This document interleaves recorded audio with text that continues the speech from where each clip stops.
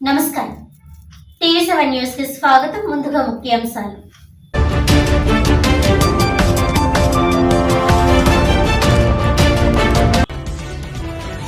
Kakinada anchorage పోర్ట్లో Stella L నౌకలో గుర్తించిన PDS బియ్యం మొత్తాన్ని సమగ్రంగా తనిఖీ చేసేందుకు చర్యలు.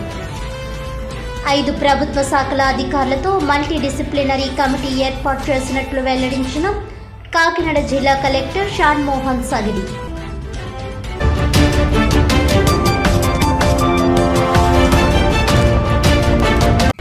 కాకినాడ జేఎన్టీయూకేలో ఘనంగా అంతర్జాతీయ దివ్యాంగుల దినోత్సవం. విభిన్న ప్రతిభావంతుల విజయానికి అంగవైకల్యం ఏమాత్రం అడ్డంకి కాదన్న జెడ్పీసీఈఓ ఉమ్మడి తూర్పుగోదావరి జిల్లా వికలాంగుల సంక్షేమ శాఖ జాయింట్ డైరెక్టర్ వివిఎస్ లక్ష్మణ్.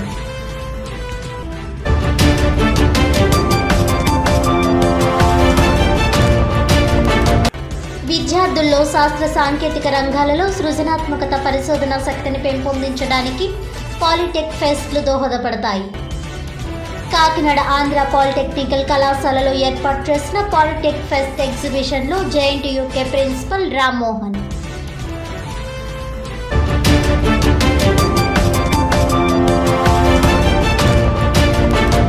ఇక డీటెయిల్స్ చూస్తే, అంతర్జాతీయ దివ్యాంగుల దినోత్సవం కాకినాడ జేఎన్టీయూకేలోని అల్యూమిని ఆడిటోరియంలో మంగళవారం ఘనంగా నిర్వహించారు. ఈ కార్యక్రమానికి ముఖ్య అతిథిగా జిల్లా పరిషత్ సీఈఓ ఉమ్మడి తూర్పుగోదావరి జిల్లా వికలాంగుల సంక్షేమ శాఖ జాయింట్ డైరెక్టర్ వివిఎస్ లక్ష్మణ్ హాజరై మాట్లాడుతూ విభిన్న ప్రతిభావంతుల విజయానికి అంగవైకల్యం ఏమాత్రం అడ్డంకి కాదన్నారు. మొక్కవోని ఆత్మస్థైర్యం, సానుకూల దృక్పథం, ఆత్మవిశ్వాసంతో ముందుకు సాగాలని పిలుపునిస్తూ దివ్యాంగులకు శుభాకాంక్షలు తెలియజేశారు. నేటి ఆధునిక సమాజంలో అన్ని రంగాల్లోనూ దివ్యాంగులు పోటీ పడుతూ ఎన్నో విజయాలు సాధిస్తున్నారని ఆనందం వ్యక్తం చేశారు. ప్రభుత్వం దివ్యాంగులకు ఇచ్చే 3,000 పెన్షన్ రెట్టింపు చేసి 6,000 రూపాయలు పెంచేస్తుందని, వీటిని సద్వినియోగం చేసుకోవాలని కోరారు. దివ్యాంగులకు ప్రభుత్వ పరంగా రావాల్సిన అన్ని రాయితీలు అందేందుకు కృషి చేస్తామని చెప్పారు. ఈ సందర్భంగా నిర్వహించిన ఆటల పోటీల్లో పాల్గొన్న వారికి వివిధ స్వచ్ఛంద సంస్థల సహకారంతో బహుమతులు అందజేశారు.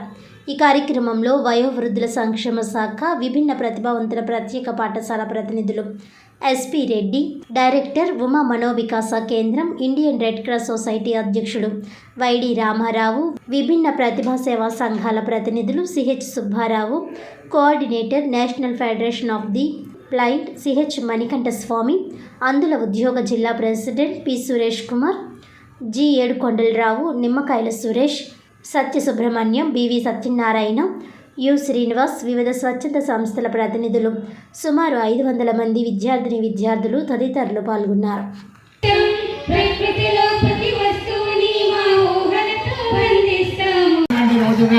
వారి కరతాళ ధోరణిలోనే, వాళ్ళ చప్పట్లలోనే ఆనందం అనేటువంటిది కనబడుతూ ఉంది. కేరింతల నడుమ జ్యోతి ప్రజ్వలన కార్యక్రమం. చందమామ అందిన రోజు బృందావన నవ్వే. అంతర్జాతీయ విభిన్న ప్రతిభావంతుల దినోత్సవాన్ని నిర్వహించుకుంటా ఉన్నాం. అంతర్జాతీయ విభిన్న ప్రతిభావంతుల దినోత్సవం అంటే విభిన్న ప్రతిభావంతుల సంక్షేమం పట్ల బాధ్యతని గుర్తు చేసేటటువంటి కార్యక్రమాన్ని మీ అందరికీ సవినయంగా మనం చేస్తా ఉన్నాం. విభిన్న ప్రతిభావంతుల్లో నాయకత్వ పటిమను పెంచడం, సమాజంలో వారిని భాగస్వామ్యం చేస్తూ వారు నిరంతరం అభివృద్ధి చెందేలా బాటలు వేయడం అనేది ఈ సంవత్సరం థీమ్ కింద ప్రకటించబడింది. ఈ యొక్క డిసెంబర్ 3 ఈ విభిన్న ప్రతిభావంతుల దినోత్సవం నిర్వహించడం అనేది 1992లో యునైటెడ్ నేషన్స్ వారు నిర్ణయించి ప్రారంభం చేసిన దగ్గర నుంచి ఇన్ని సంవత్సరాలుగా ఈ ప్రత్యేకంగా ఈ రోజున విభిన్న ప్రతిభావంతుల యొక్క హక్కులు, వారి ఉన్నతికి చేపట్టవలసినటువంటి చర్యలు, వారికి సంబంధించినటువంటి సమస్యలకు చేయవలసినటువంటి పరిష్కారాల గురించి చర్చించడం, వారికి ఇంకా ఏమి మేలు చేయాలనే దాని మీద అవగాహన పెంపొందించడం ప్రధాన లక్ష్యంగా జరుగుతూ ఉంది. సంవత్సరాలుగా దీని ప్రాముఖ్యత కూడా పెరిగి దేశ స్థాయిలోనూ రాష్ట్ర స్థాయిలోనూ కూడా వారికి సరైనటువంటి మేలు జరిగేటటువంటి కృషిని ప్రయత్నాన్ని చేయడం జరుగుతూ ఉంది. ఈరోజు వరల్డ్ డిజేబుల్ డే, ప్రపంచ దివ్యాంగుల దినోత్సవాన్ని ఇక్కడ మన కాకినాడ జిల్లాలో జరుపుకోవడం చాలా సంతోషం.